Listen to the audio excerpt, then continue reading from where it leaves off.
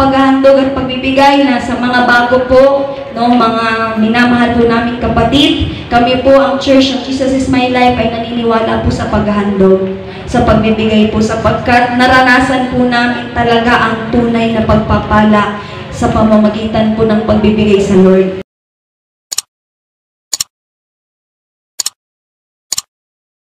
Amen. So, sa oras na to at pinangalas ay nagpapasalamat ako sa Lord sa buhay ng aking ama na siya po ay muli. Amen, ang nakaupo. Siguro, no, nilood na ng Panginoon na siya po ay napagod na kakatrabaho. Amen. Yan lang naman po hiling namin sa Diyos na alam mo yung isang araw, mapagod na lang po yung aking ama, no, na magtrabaho. Kasi wala naman siyang binubuhay eh. Amen po ba? Sabi ko, makikita ka ba araw-araw pag hindi ka magtatrabaho? Amen mo ba? Kasi bubuhayin siya ng Diyos eh. Kami na, binubuhay lang din kami ng Diyos. Sa pamilya po namin, walang may trabaho. Pero ang ate Paula ko lang, yung panganay po namin, yun lang po may trabaho sa amin. Lahat po, yata ng mga anak niya ay nanegosyo. Amen? So, hindi magugutom. Amen? Dahil ang Diyos po ang bumubuhay sa atin. So, sa oras na to, ay tayo po'y dadako sa paghahandog, sa pagbibigay sa Panginoon ng Church. Alam niyo po ba, bilang kabataan po na nasa edad ng 24 po ay talaga pong tunay na ang pagbibigay po ay totoo. Amen? Walang mahihirapan, walang magugutom, bagamat minsan pakiramdam mo nagkukulang sa mga pangailangan, pero pag nandyan na yung due date, pag nandyan na si Judith, amen, talaga po ang pagpapala ng Diyos ay bumubuhos. Noon din po, sa akin pong pag-aaral ay talagang iniisip ko anong kinabukasan. Hanggang ngayon din naman. Amen, sumasagi sa isip ko, paano pa yung kinabukasan ko? Maganda ba? Maayos ba? Mapayapa ba? Amen. Lagi ko na lang po naaalala yung sinabi ni Jesus, na hayaan mo ang bukas ang mag-isip para sa bukas. Hindi pinapaisip ng Diyos sa iyo yung bukas. Ang pinapaisip sa iyo ng Diyos yung ngayon.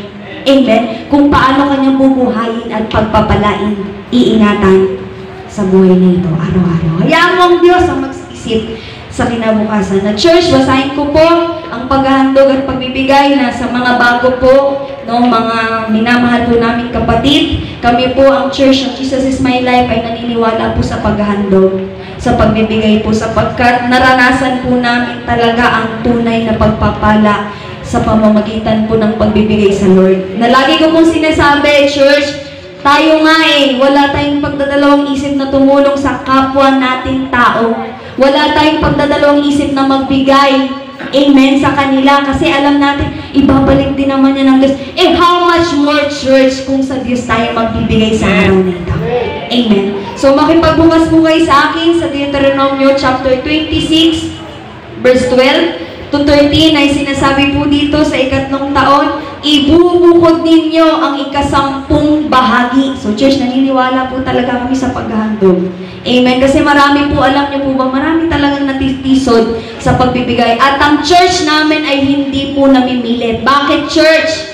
Dahil naniniwala po ang bawat isa naririto ay hindi po nangangailangan ang Diyos ng pera.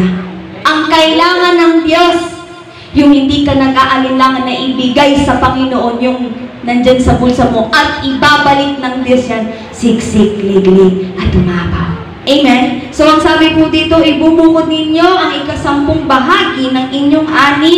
Para saan daw po? Upang ibigay sa mga Levita.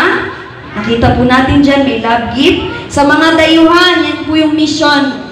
Amen? At ang sabi po, sa mga ulila, sa mga balo, upang sila'y makain.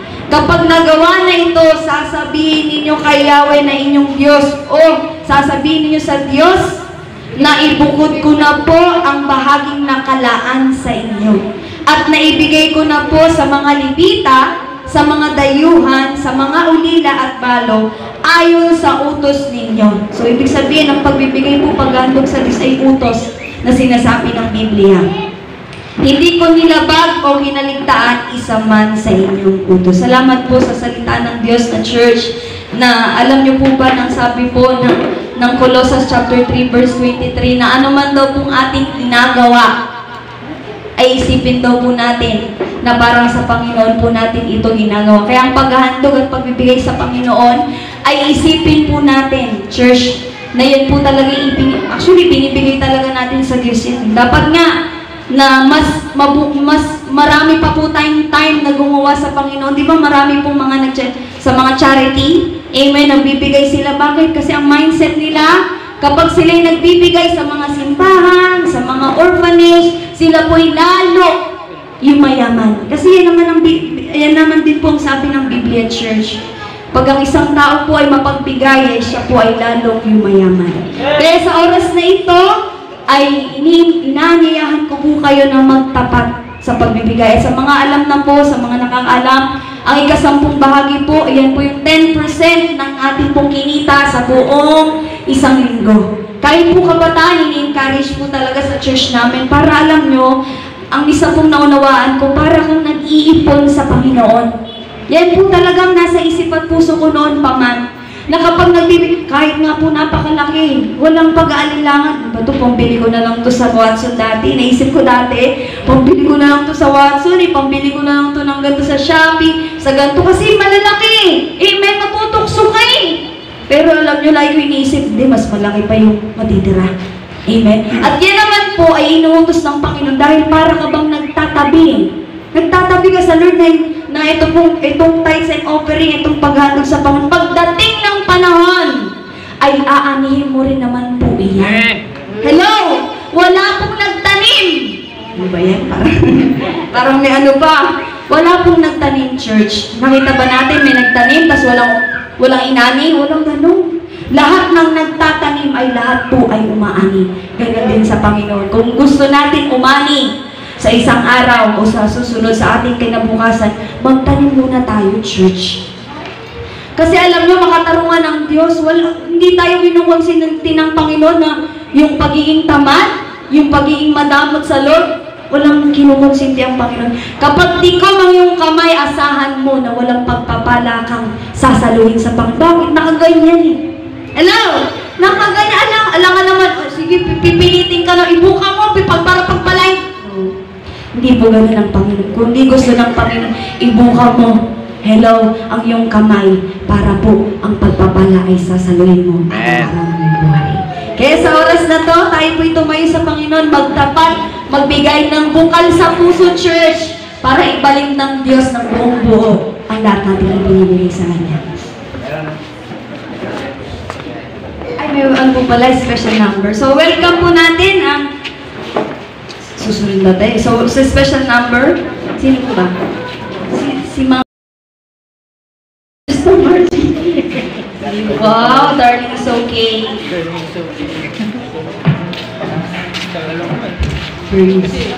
Praise. 2 years kong inaral. Salamat sa Diyos.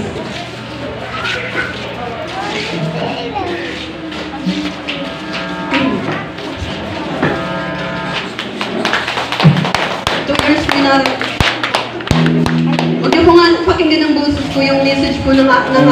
Yun po.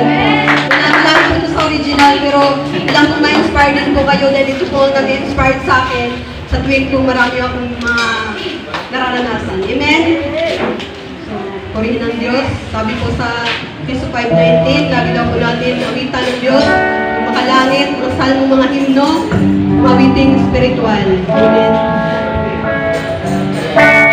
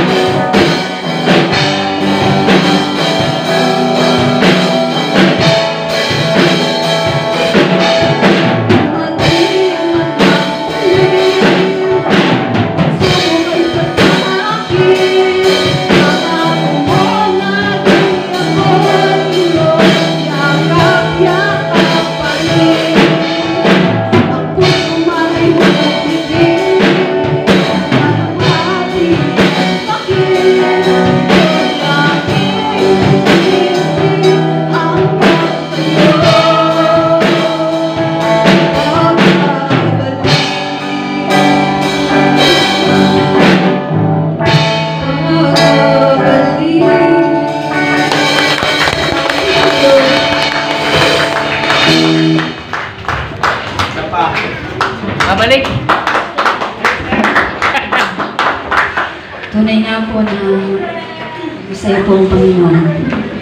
So ating po ilihan sa ating po mga salati at tayo po natin na ito po yung mamunga.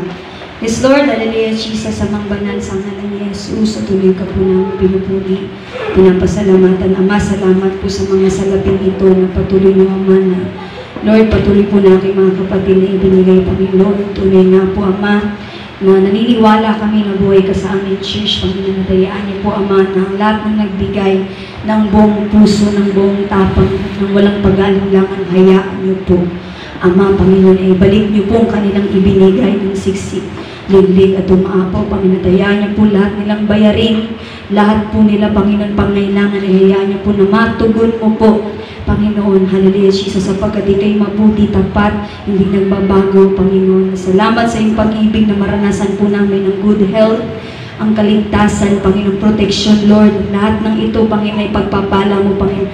Maranasan po namin ito, Panginoon, habang kami nabubuhay, Jesus. Salamat, Ama, sa ilan niyo po mga salaping ito, magamit po ito ng maayos sa aming church, Panginoon, at patuloy, paramihin, Panginoon, sa ngalan ni Jesus, sa ngalan ni Jesus. Salamat, mabuti ka, in Jesus' name, amen at amen.